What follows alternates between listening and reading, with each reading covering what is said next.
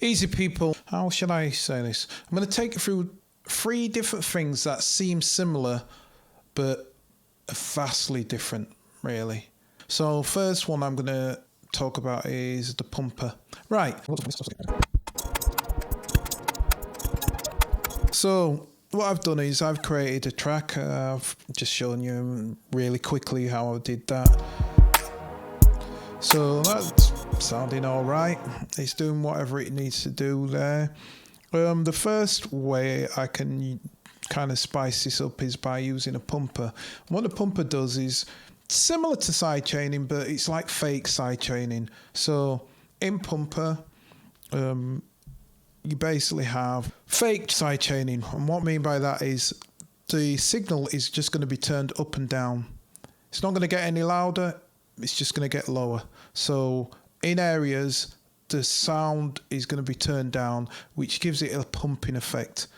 So I'll click on that, and the standard pumping effect, what it comes on is just quarter beats. So when you hear this play, you'll hear, I'll do it off first for anybody who doesn't know what the pumper sounds like. And this is a really basic, really helpful quick fix when you don't need something complicated. You know it's going to be dancey, whatever you're going to be doing, and you don't need anything complex. Just go to this. So this is it normally.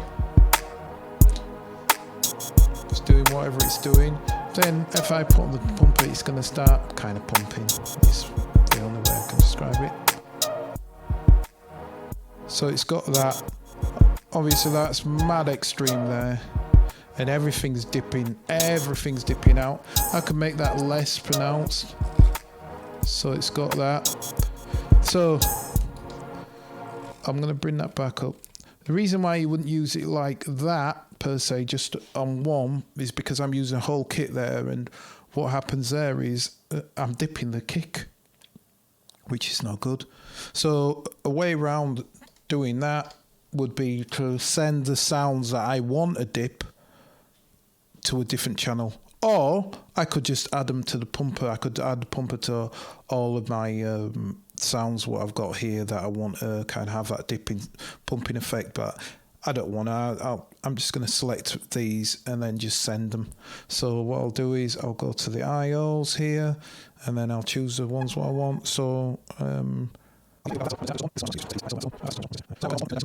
put off of this one, and I'll go to submix 1. Cool. So right there.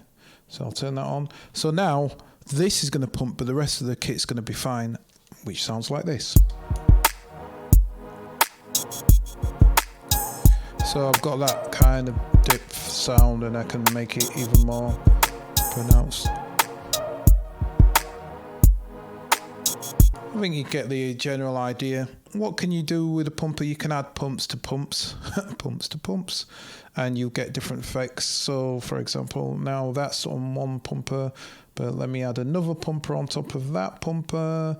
And for the sake of argument, I've shown this before, but I'll do it again. I'm going to do that at triplets, quarter triplets. So now I'm getting one what's dipping at half, and then it's going to dip again at quarter, and I've got control over both of them as well. So I've got kind of so I've got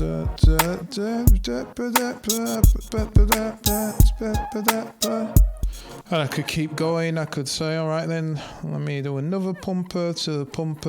There's a pumper, and there's a lot of pumping going on here, like a Bobby Brown tune. Ain't no pumping around. So that's totally dipped out. And what I can do, and here's a tip, is the higher you go with this, the less release you want on it, because you want it to kind of just come back in straight away. I always get this the wrong way around. I think that's right. Yeah. So the same with, and then what I could do is add a compressor to turn that up, which would be this. So if I went here and I went to compressor, and I just pressed the compressor in here, and then I don't know, just have an instrument compressor. now I've added all these pumpers together, I'm just going to show you one more time. This is how it would sound without that effect on.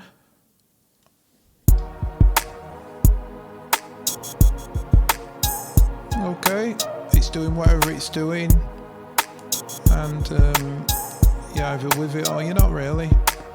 But this is what it's like as soon as I add the pumpers that I've chained together. Because I don't like music, I'll hear it. Next one.